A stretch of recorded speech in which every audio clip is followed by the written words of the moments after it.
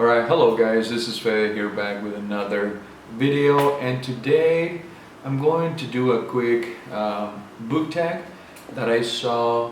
No one tagged me on this, but I saw this over on Booktag, so TikTok, and I thought that it had some pretty interesting questions. These are 5 questions, and yeah, so the tag is called 5, 4, 3, 2, 1.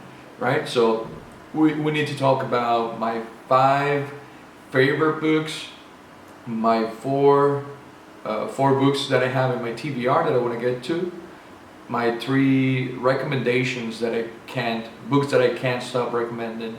I need to recommend 2 recent 5-star reads, and the book that I'm currently reading.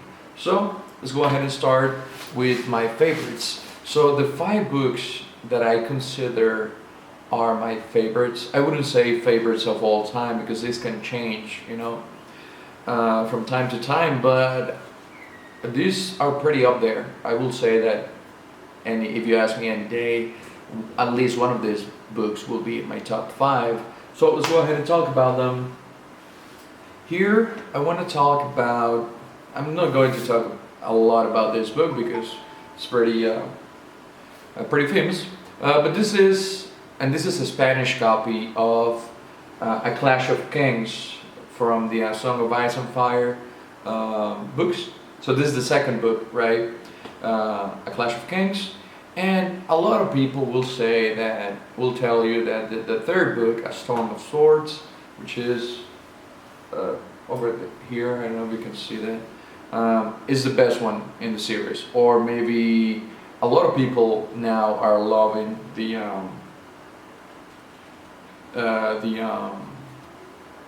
fourth book, Feast for Crows, and at the beginning people hated that book, but I love that book as well. But this one for me is my favorite. The War of the 5 Kings starts here, and we get to see for the first time Stannis Baratheon and how he behaves in battle.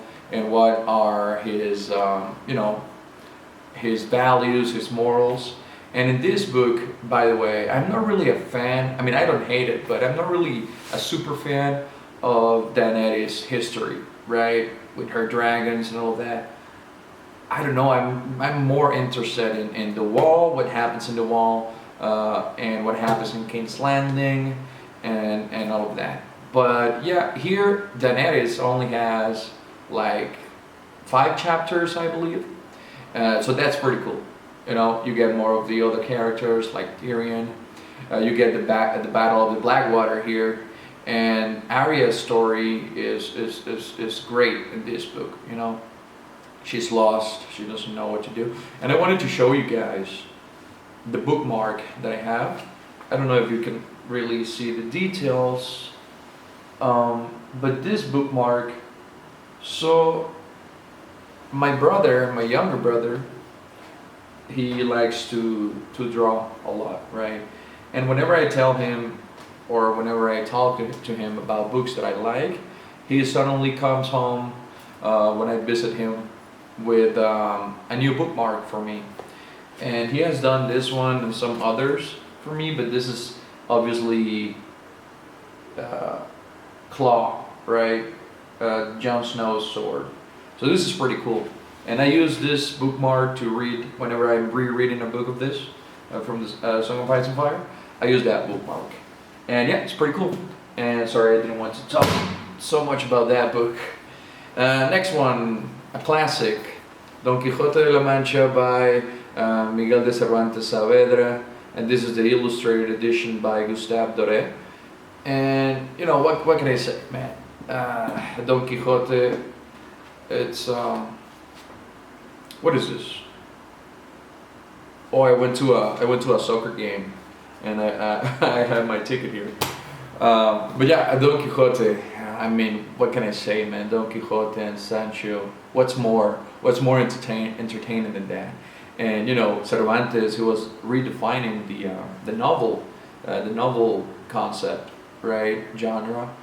And this book is everything, man. It's almost like a historical novel. It's a comedy. It's a tragedy.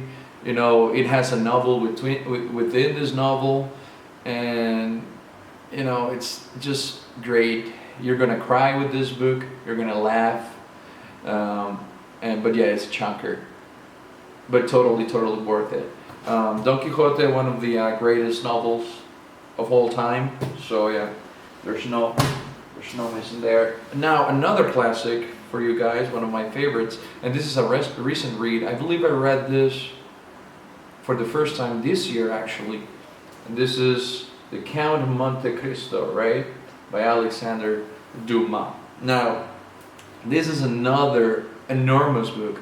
Now if you notice something about me is that I like big books, even though it takes me a long time to read them, right? But you know, The Count, it's big. It's a big book, I'm not gonna lie, but it's not a difficult book. It's a fairly easy story of revenge, you know? And it doesn't have like a structure that you're gonna struggle to follow, like let's say The Ulysses by Tolstoy, by James Joyce, or War and Peace by Tolstoy, which are big books as well, but they are complicated books, right? They have a thicker prose, thicker message. And here, this is just great storytelling, man, and that's okay. And that's why it's a classic, you know? I know that there are, believe it or not, I haven't watched any of the movies, movie adaptations, or I know there's a series as well. I haven't watched any of those. I know there's soon a manga, right? An anime as well. But, you know, just read the book, man. It's the best version of the story, and it's Alexander Dumas. Now, my fourth favorite book is The Catholic School by Eduardo Albinati. Now, I've talked about this book before, but it's been a while. So, in the 60s, I believe it was, there was a rape story in Italy. Some students from a Catholic school kidnapped two girls and raped the girls. They were kidnapped for like a week, and they were raped every day. And one of the girls died, and the other one was able to escape, and that's how the story got out. But this book was originated from that story, right? Eduardo Albinati, he was a student of that school, from where the students were, the men, and it was a men-only school, and it was. So what Eduardo does here is that he sort of presents like an X-ray of Italian society in the 60s, right? It's very detailed. So he talks about the school, he talks about the societal norms, the customs, people he met, the school, the Catholic school, how was the school, right? And it's, once you're reading the book, you start to realize, yeah, this event with these girls was like the catalyst of the book, but that's not the main story that he wanted to tell here. Eduardo Albinati takes, and I mark it here in blue, I don't know if you can see that, all of my other marks are in red, but he takes, this is this is over 1,000 pages, right? And he takes like 10 pages at the most to describe this horrible event. And what he does with the rest of the story of the pages is fantastic. I mean, he talks about the society where he grew up, the good and the bad. And he talks about the Catholic school, the good and the bad, right? And yeah, it's just, to me, it's just a reflection of his time. It's a capsule of Italy in the 60s, right? Yeah, the book has a horrible origin story, and Albinati doesn't shy away from that, right? He talks about it.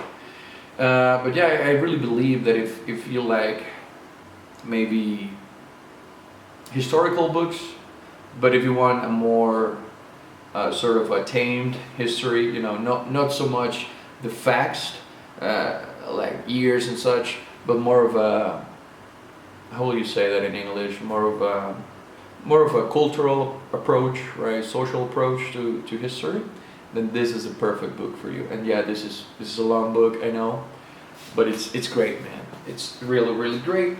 And the last chunker for my favorites, it's The Books of Jacob by Olga Tokarczuk. I really don't know how to say it.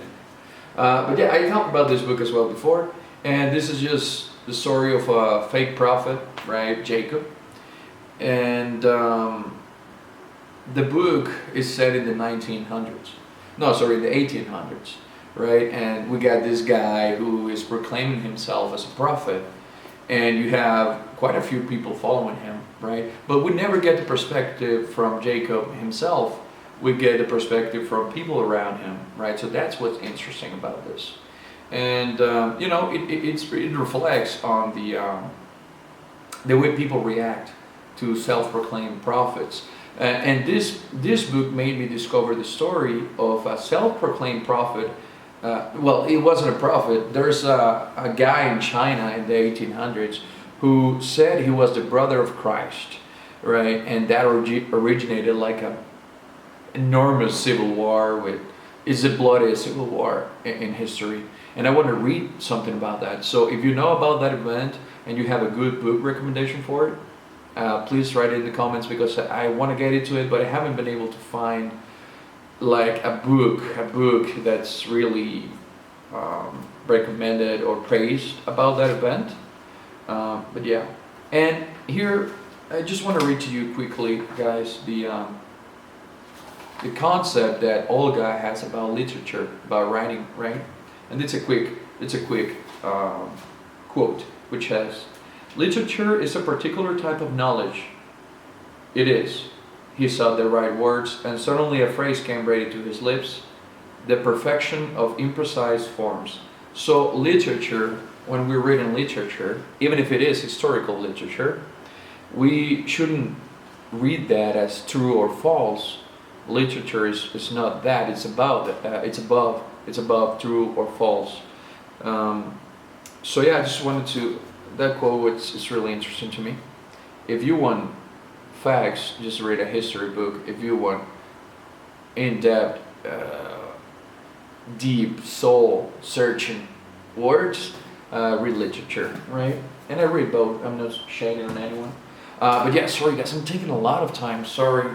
Okay, so four books in my TBR that I want to get to. Let's go through this real quick. First one, we have some plays, the major plays by Chekhov. You know, I haven't read anything by Chekhov. I don't know if it's, oh my god, my face is dirty.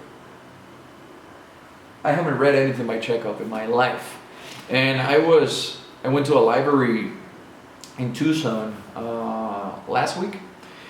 And I went to pick up some Scott Fitzgerald books. And this was outside of the library, where they have like a little stand with the like clearance books or whatever you call it. And this was on sale for 99 cents. So I instantly grabbed it, and yeah, I want to read this so bad. I also want to read The Luminaries by Eleanor Catton. So this is another big one, and I don't know anything about this book. I rarely read a book whenever I start a book, I need to know something about it. That's just how I am, right? I read at least the synopsis or some papers on it, but I really don't know anything about this, and I don't want to know. I want to go in blind for some reason.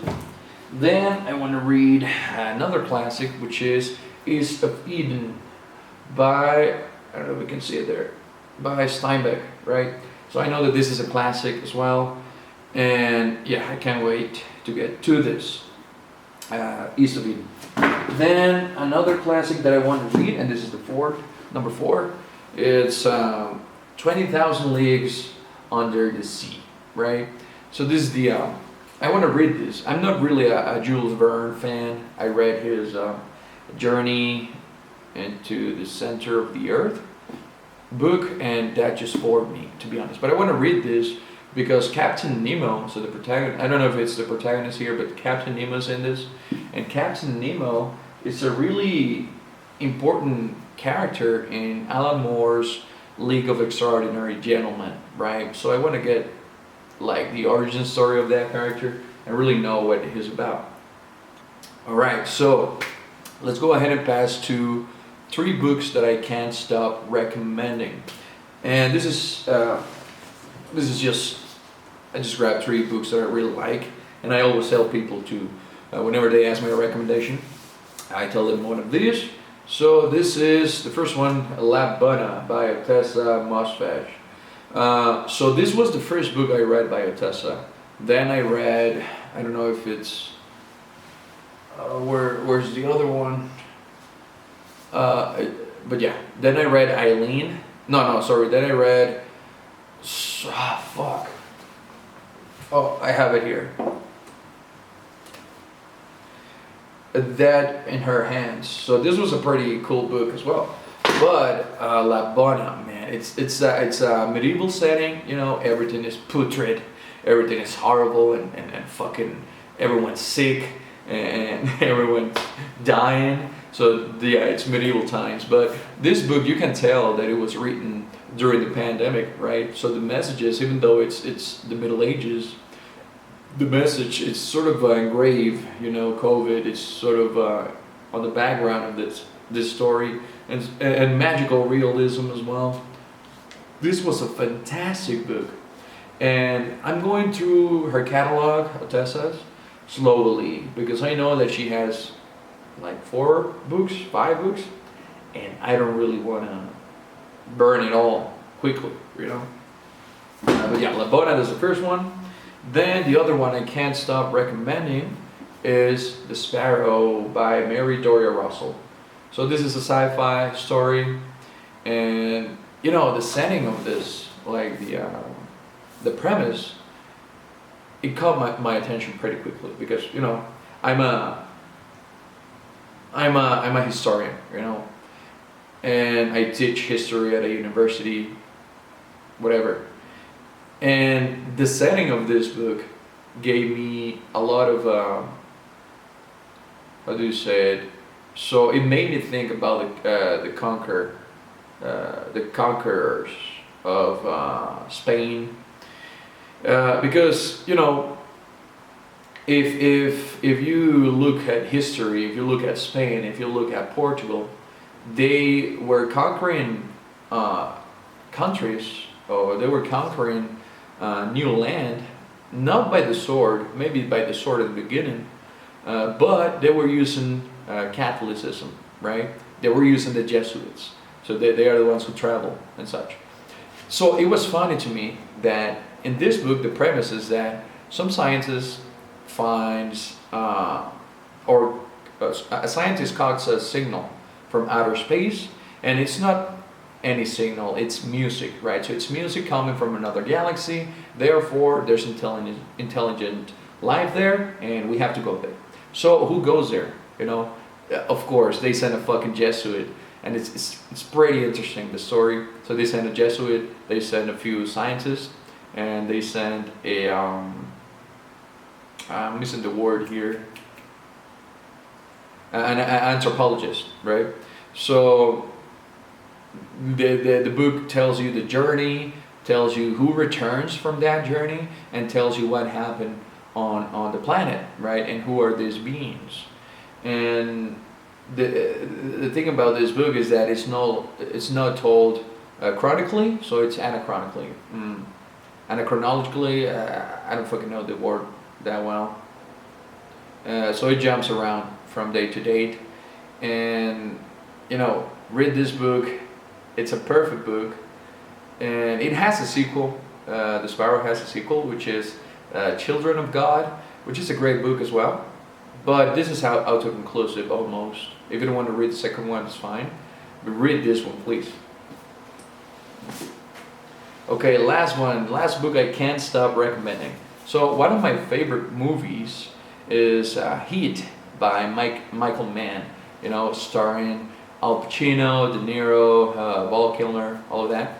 And recently, at the beginning of last year or 2 years ago, Michael Mann wrote Heat 2, right? Which is now being adapted, which is great. So he wrote Heat 2. I bought it. You know, I said to myself, I'm going to read it just because Michael Mann wrote it, but I wasn't expecting much. And it was a great fucking book, man. You know, it tells the story of the characters we meet in the movie. It tells the story from like what is their past, and also regarding Val Kilmer's character, it tells the story of his future, right? So it's pretty interesting to see how these characters, like the Pacino character, the De Niro character, how they got the start, right? Either in the case of Pacino in the police, in the case of De Niro in crime, right? In stealing. So it's pretty interesting, this book, and it's not that long really, but yeah, read it if you can. Now, the next prompt is 2 recent 5-star reads, and one of this I'm not going to talk a lot about, which is Ursula K. Le Guin's essays. So I talked about this in my last video, but yeah, it's just pretty good literature. And in the last video, I told you guys that I was reading All Quiet on the Western Front. I was able to finish that on time, and I gave it. I mean, we're talking about, the prompt is 5-star reads, right? I don't really rate my books. I don't like that. I don't really like to give like 4 stars, 4.5, 4.75, 4. Whatever. I believe that. I mean, that's just not for me. If you do that, that's great. But I don't really rate books. But if I were to rate it, this will be a 5, not down. And it's pretty short, and it's a great book. You're gonna cry on this, and you're gonna laugh sometimes, especially at the end with some of the characters. Not at the very end, but like chapter 10-9, how they handle the war, right? It's pretty intense, but it's a great book, to be honest. Now, last prompt, what I am currently reading, one book that I'm currently reading, and that is, of course, Rhythm of War by Brandon Sanderson. So I started this one yesterday, I believe, and you know, I already know the characters. This is pretty far into the series. This is the 4th book in the Stormlight Archive series. By this time, you have to know the characters. You have to know the story, and who has died so far. I'm just starting this book. I have read like 2 or 3 chapters. I think I'm going to watch a recap video of the series up to Outbreaker, just to catch me up on the specific details, just to continue reading this one.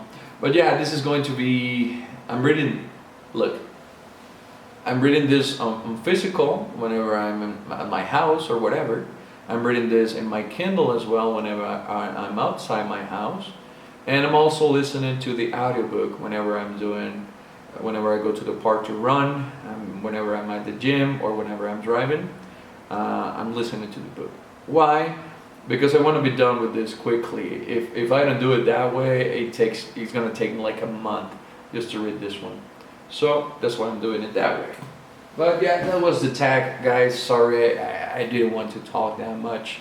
But yeah, I'm going to tag some people here, some beautiful people. And yeah, see you on the next one.